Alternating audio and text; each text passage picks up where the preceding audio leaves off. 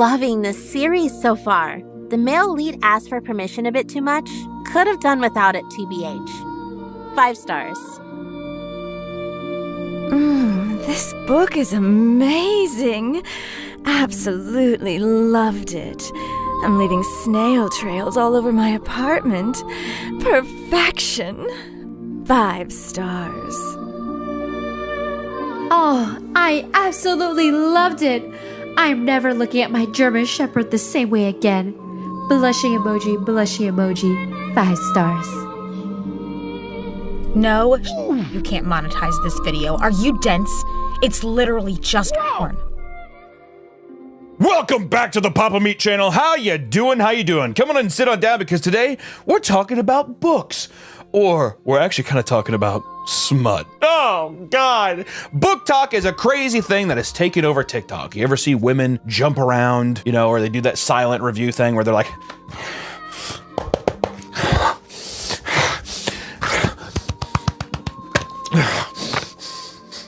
and they show off 7 different books that they read in 1 month because how do you have that much time? I feel like a idiot every time I watch these. Knowledge. Who the has enough time to read this many books? I don't think I've actually read a full book since like high school. Real talk. I've read like comics. You don't count like comics as a fucking book. Yeah, manga.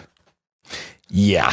But basically, BookTok has made reading cool. Women get to come together and talk about the books they like. I love that book. I've never read that book. I'm gonna put it on my buy list. I'm gonna read it. Or sometimes people just like to act like they read books, but really they just put it up on a shelf and then they color coordinate it like red, blue, green, yellow. And it's an aesthetic thing, like Dr. Seuss's house or some shit. I don't know. If I walked in a library and I saw that, I would be like, there's no way. And then, you know, you have people who are very excited about books, and then you have people who are weeping. I mean, weeping over books, which begs the question again. It's kind of the whole idea of you not crying, or you are sobbing, and then you set up your phone to record yourself crying for community engagement with BookTok? Is that weird? I don't know. And here's the thing. I want to say this. It's ignorant of me to say this because I haven't been a part of a community where people do that, right? So this could be a normal thing where people are like, oh, it's normal and it's kind of funny. We're laughing at ourselves with the camaraderie that we have. I could see that, dude. Whenever Vinnie Paul died, the drummer of Pantera, I cried. I called my friend sobbing. Oh, fuck it, he's dead! Like that the whole time. That's a person, and you're not like setting up the camera, calling your buddy. I'm trying to be devil's advocate, Nick. All right? I don't want all these b****s being mad at me, okay? I thought, you know, a lot of people are gonna be like, oh, fuck you, Hunter, what do you know? I know when people are a little nutty. That's a little nut. But BookTok does have a dark side, and the dark side is women evolving, transforming, mutating to recommend smut. And because of this, we have seen the rise of smut talk. Oh my God. You won't ever find a guy like Open your mouth in a second. I promise you're not gonna yell for help. No! Listen to me. No! You will never forget me. You really don't. No! Hashtag smut talk has been searched over 4 billion times and is growing in popularity very quickly within the BookTok community. People hear, oh, BookTok, what is this about? And then you figure out that this is people being a little horny. Don't point at yourself, dude. Don't point at yourself, Nick. There's a TikTok that has 1 million likes where it's just like the Grim Reaper can f like a god or something. And it's like girls, you know, whenever they cut themselves out or it's like a green screen, they're just like, yeah, okay, give it some of that. Heck. Which I will say this, I'm gonna die on this hill. The people that consume this shit are the people that are the stingiest in bed too. Starfish. The smut side of the book sphere, so to speak, is not new. No. Do you remember a little book called 50 Shades of Grey? 50 Shades of Grey is probably the most notorious erotic fiction, and it's heralded as the book that brought spicy books into the mainstream. Girls getting a little goopy down below, a little swamp fever at work. Well, every time I think of 50 Shades of Grey too, I always think of Gilbert Godfrey reading 50 Shades of Grey. I agree to the thing, but I'd really like to claim your ass. there was the meme around the time it was coming out because it was so popular that like even during the movie, people were leaving cucumbers with condoms on them. There's that really image that circulated of the woman who she went to the grocery store. She only bought 50 Shades of Grey and 1 cucumber. Before 50 Shades of Grey, bookstores had a small section of erotica, but now they have full walls and aisles dedicated to it, which I don't think is wrong, Nick. I don't think is wrong. The problem I see with all this stuff is that people, they don't just come out and own it. They're like, it's literature. Oh, it's BookTok. I love reading books. Why can't people just come out and just be like, I just want to be chubbed up all day? Can't say that as a guy. Double standard much? The girl sitting there reading something next to me, Court of Thorns or whatever the fuck it is. And if I had a big Penthouse magazine and I was like, oh, so I'm the bad guy now. And you know, here's the thing. When I was younger, my mom, you used to be a little more Puritan, right? Women had there was little book stands you could spin. It's like, it's always the same thing. It's like woman with man holding or is behind her. It's like a fantasy novel. Time the cash register was always just like, my mom was reading that shit litigiously. Good girl. Does that make sense? Please do not say good girl about my mom, dude. My God. 2nd grade, there's this book, Big T-Rex. Partly why I bought it. But then there's a girl on an ATV and her titties were like, you could see them through the shirt. So let's dive into the world of BookTok and see all the horror that goes on there. Come with me. Come.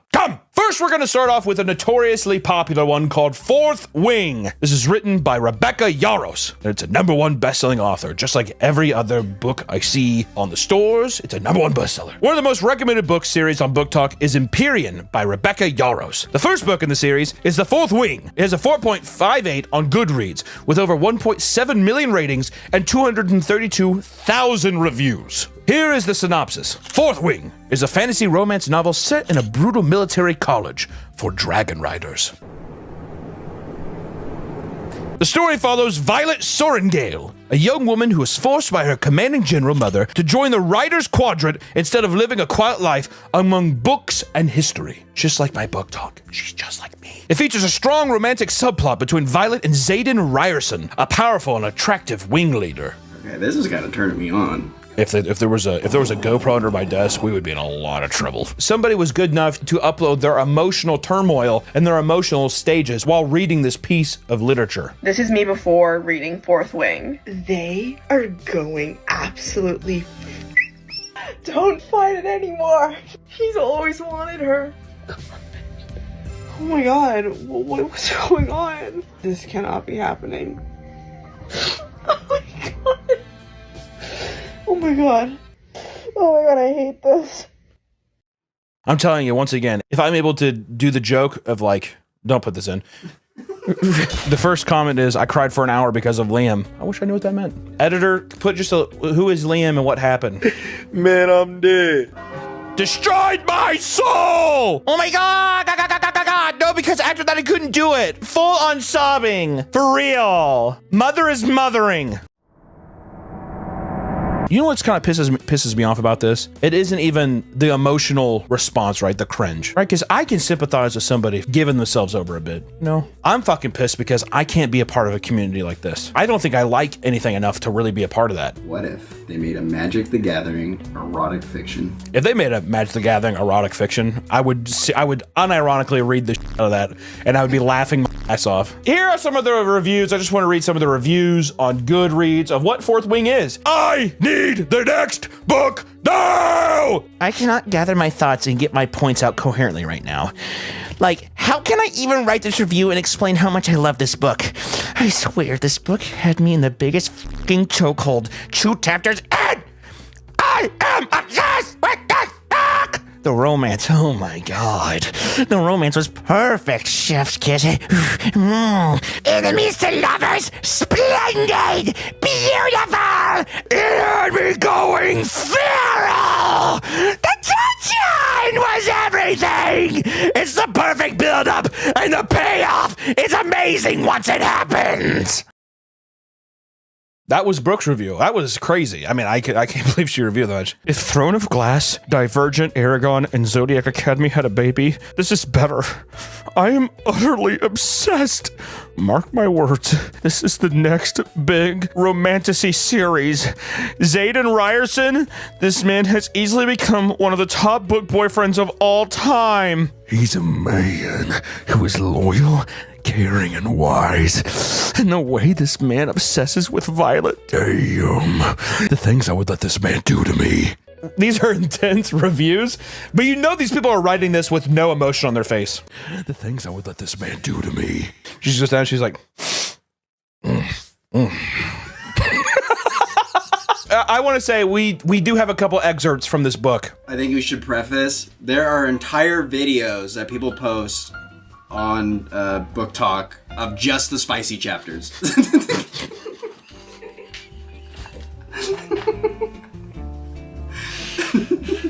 I knew it was coming, but it still got me.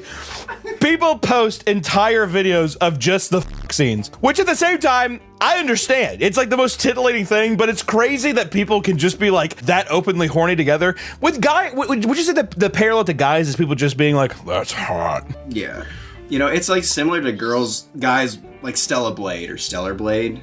What is Stellar Blade? Oh, it's that like anime girl. People were going crazy on Twitter saying, don't censor her! Don't censor her! Stop censoring her! Leave her be! If we're going to talk about these books, we at least need to read some of the spicy passages so we can at least get an understanding of what these books entail, okay? So here's a couple excerpts from The Fourth Wing. Well, this is from chapter 30. This is the first excerpt. He captures my wrist in one hand and holds them prisoner above my head. Violet? Zayden groans against my mouth. The plea in his tone floods my veins with a whole different form of power. Knowing he's just affected by our attraction, I am in a rush. This isn't what you want. It's exactly what I want. I counter. I want to replace the anger with lust, the death of the day with the pulse-pounding assurance of my own life. And I know he's capable of delivering all that and more. You said to do whatever I need. I arc my back, pressing the tips of my breast against his chest. His breathing changes, and there's a war in his eyes that I'm determined to win. That's pretty hot. That's pretty hot. Just, you know, getting around. That's not too bad, though. I can see the kind of like little play to that. Here's excerpt 2. Our mouths collide, and the kiss is hot and hard and completely out of our control. No more holding back. Not anymore. I reach between us, guiding the head of his to my entrance. I did not know it went this hard. Some people say it's not smut. I did not realize it got this is graphic. Also the head of his cock. But this position is shit. He's considerably taller than the desk, and if I wasn't so desperate for him, I'd laugh. His biceps flex as he lifts me by the back of my thighs, and I wrap my arms around his neck and my legs around his waist. Our mouths meet in a ravenous kiss as my back hits the armoire, but I barely blink, too consumed with the stroke of his tongue, the feel of him between my thighs. Shit! Are you alright? He asks. I'm fine! You won't break me! He pushes inside that first tight inch of me, and I gasp at the fit, the stretch! What? So is this on Amazon? You said this is on Amazon? That's pretty... I go to Barnes & Noble, I'm just shaking the whole time. I'm flustered. I didn't realize, Nick. I didn't know. That one is the most tame. What do you mean that one's most tame? They get worse. The Fourth Wing is the most tame of these? Oh my god, okay. Here is another popular series on BookTok. The first novel in the series has 4.19 rating with 2.8 million ratings and 220,000 reviews. That's way more than the last one. A Court of Thorn and Roses, or ACOTAR, as people say, by Sarah J. Maas. It's a fantasy romance novel that follows the journey of Fair Archinson, a mortal huntress who is taken to the magical land of Perthian after killing a fairy wolf. Fear and Tamlin's relationship is central to the story, and it includes several explicit scenes. Which here's some reviews, which I love reading these reviews. This one is from Maria. I'm speechless. What am I supposed to say after this? Am I supposed to write a coherent review with vital points as to why this book was f***ing amazing? I can't even talk right now. I'm speechless. I want the second book in my hands, but my order still hasn't come. I'm ready to go to fucking England myself and purchase it. Kids, I'm literally dying here. Holy fucking shit. I shipped these two so hard I can't even breathe. When he sent her away, I wanted to scream.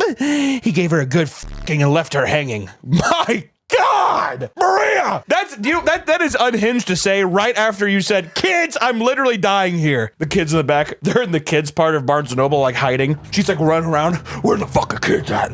Where are they at? You don't even know how horny I am right now. We do have excerpts again from ACOTAR, A Court of Thorn and Roses. I put that review in because this is that scene that she's talking about. Oh, this is the scene. Okay, so we get the scene that she's talking about. Okay, chapter 27, and apparently they say this is the spiciest part of the book. So, ladies and gentlemen, buckle up. He leaned in forward and kissed me lightly. Not forever. And though I knew it was a lie, I put my arms around his neck and kissed him. He pulled me onto his lap, holding me tightly against him, and his lips parted mine. I became aware of every pore in my body when his tongue entered my mouth. Though the horror of Resin's magic still tore at me, I pushed Tamlin onto the bed, straddling him, pinning him as if he would somehow keep me from leaving, as if it would make time stop entirely. His hands rested on my hips, and their heat singed me through the thin silk of my nightgown. My hair fell around our face like a curtain. I couldn't kiss him fast enough, hard enough, to express the rushing need within me. He growled softly,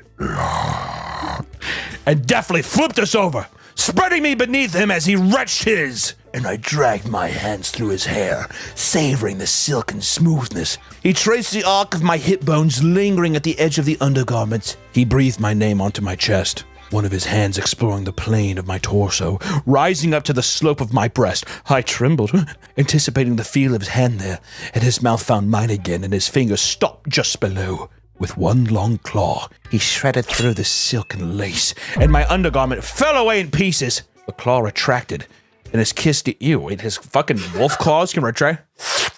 The claw retracted, and his kiss deepened as his fingers slid between my legs. I'm telling you, dude, we're getting swampy in here. I'm telling you, it's about ready to be a whole bag of melted jelly beans before too long. I wanted him now. I wanted the barriers of our clothing to vanish. I wanted to taste his sweat. Wanted to become full of him. Don't stop! I gasped out. He lunged, a beast freed of its tether. We were a tangle of limbs and teeth, and I tore at his clothes until they were on the floor, then tore at his skin until I marked down his back, his arms. His claws were out, but devastatingly gentle on my hips as he slid down between my thighs and feasted on me. Stopping only as I shuddered and fractured. I was moaning his name when he sheathed himself inside me in a powerful, slow thrust that had me splintering around him. I want to tell you something. A friend of mine, his wife gave my wife this book, and she'd never read it, and I hope to God it stays that way. How am I supposed to follow this up, dude? Motherfucker has retractable fingernails and stuff like that. It is going to be a sad day when she reads this book. We moved together, unending and wild and burning. And when I went over the edge the next time, he roared and went with me.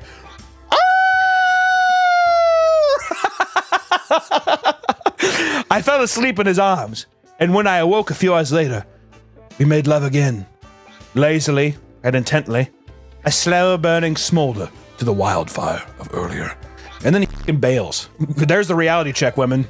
You know what happened is actually they were like, and they lived happily ever after. I bet you the fucking author, what's her name again? I bet somebody fucking left her hanging. Don't you want to stay? And the guy's like, no.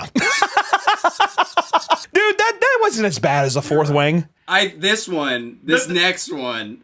Okay, all right. This next one up is called Icebreaker, which Icebreaker by Hannah Grace is a contemporary romance novel that combines elements of sports, romance, college life, and personal growth. Okay, that sounds awesome. The story revolves around the unlikely relationship between a figure skater and a hockey player, set against the backdrop of a university setting. I hate that. She's a competitive figure skater. He's captain of the hockey team. I hate this. I hate this already. Why can't he just be like, he just plays hockey? He's the best of the best. Despite Anastasia's Despite Anastasia's best efforts to not fall for a hockey player, but fall she does. Here's some of the reviews. Shut the f*** up! This is 100% one of my favorite romance books ever! I love it so much! I was smiling wide while reading most of it. So, Sophia. Here's some of the excerpts, all right? Chapter 9. He wastes no time sinking his hand into the hair at the nape of my neck, gripping tightly. His free hand slips under my body and palms my ass. All right, you're not wrong. We're starting off fast. Making me moan into his mouth. What is up with people moaning into... Nate is everywhere all at once. It's just like the movie. Nate is everywhere all at once. All I can do is hold on to him and take it. And when his mouth travels down my neck, sucking and nipping, I'm practically panting. You sure? You have a pen and paper for me to draw you a map? I'm making jokes. Why am I making jokes? Why do I find how unimpressed with me he looks right now so funny? And hot? I'm about to open my mouth to tell him to hurry up when his tongue runs down inside my folds. I'm actually wondering how much we can actually fucking put in this. The cover of this is extremely deceptive. A loud, desperate moan echoes around the room. I don't even realize the noise came from me until I feel his shoulders move because the jackass laughs. Fingers tickle up my back of my thighs until they can't go any farther. His huge hands sink into my ass, squeezing at the same time. He sucks my clit into his mouth in a way that makes me feel like I'm floating. Giving her the fucking old the green apple Jolly Rancher treatment. God damn. One of his hands moves from my ass cheeks, and when I look down, a pair of brown eyes are staring back at me.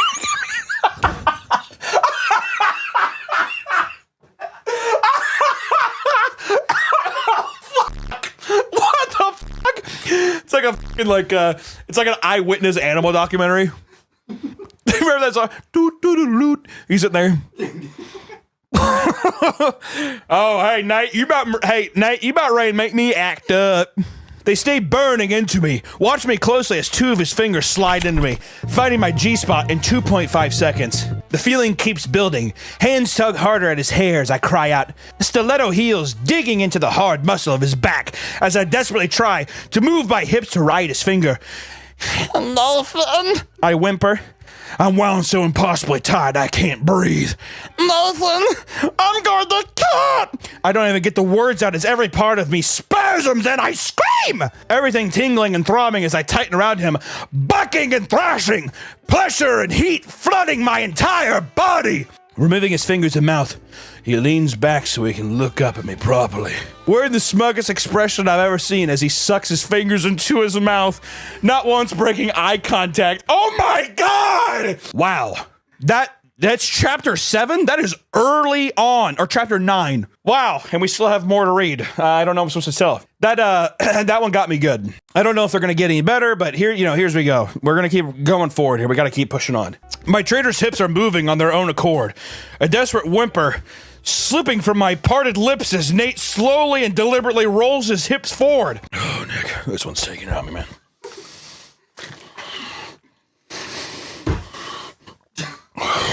You only like me when you're drunk and horny. Can you be a good girl and be quiet? I nod, prepared to finally feel his long, thick fingers easing, throbbing between my legs. God damn, dude. The music is still blasting. Our friends paying attention to anything but us, and the familiar red-hot pleasure shoots up my spine.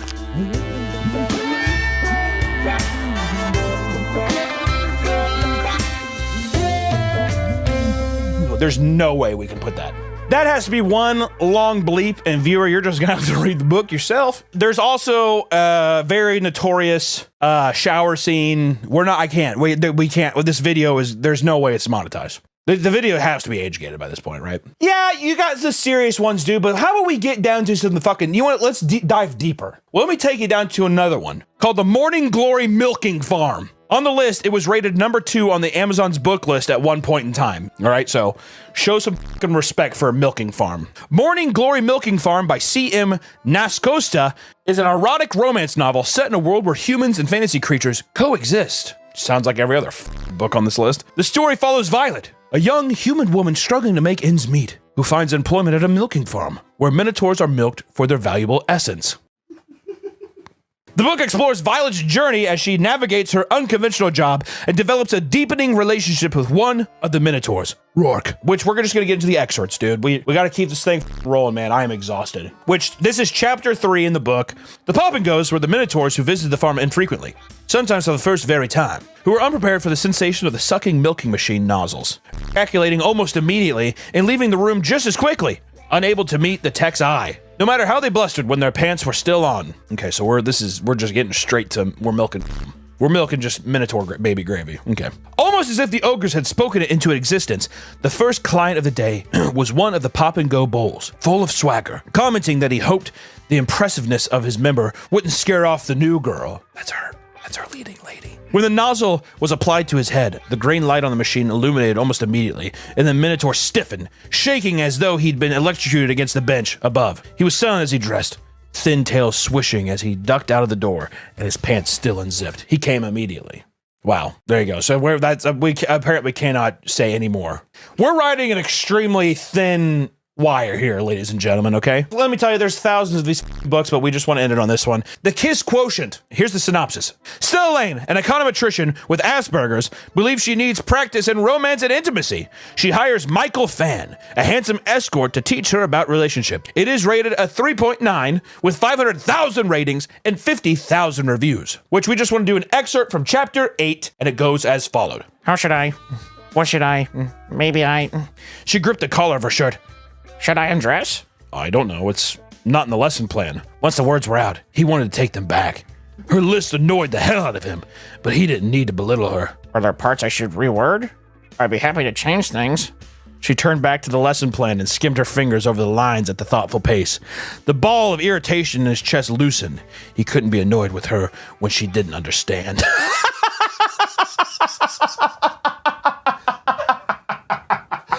Like a puppy. It's like a fucking puppy. God. Well, I can't be mad. She doesn't know what she's thinking and saying. She has Asperger's. God damn it. He usually preferred women with bigger breasts, lusher hips, and rounded thighs. He liked their softness, the way they filled his hands. That was not Stella. She was a rickety bitch, thin like a paper. Take your bra off. His voice came out rougher than he intended, but he couldn't help it. He was dying to see the rest of her. It's not necessary. They're not my best feature. They're small. Dude, I'm getting the Asperger voice down good, aren't I? A rough hand skated down her stomach and slipped beneath the waistband of her panties. Clever fingers caressed her with bold strokes. Her body clenched hard, clenched even harder when he pressed a finger deep, filling her. She climbed quick and sharp toward release, and it scared the hell out of her. Ah! Ah! She clawed at his wrist. Stop. Stop, I'm not ready.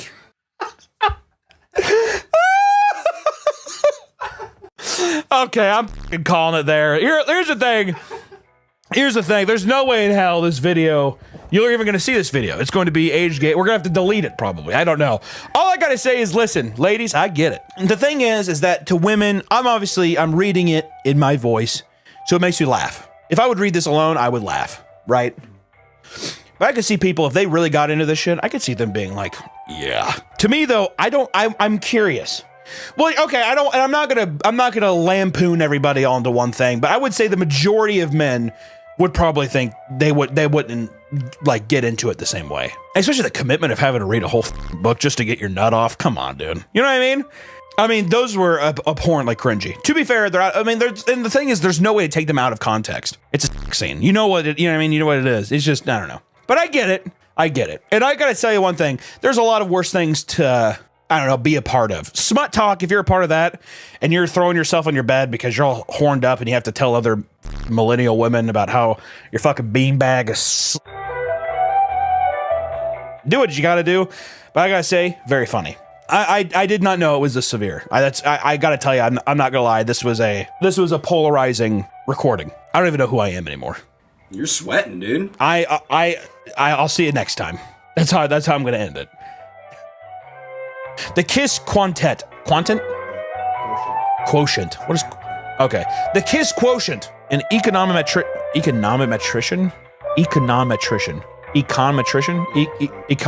There we go.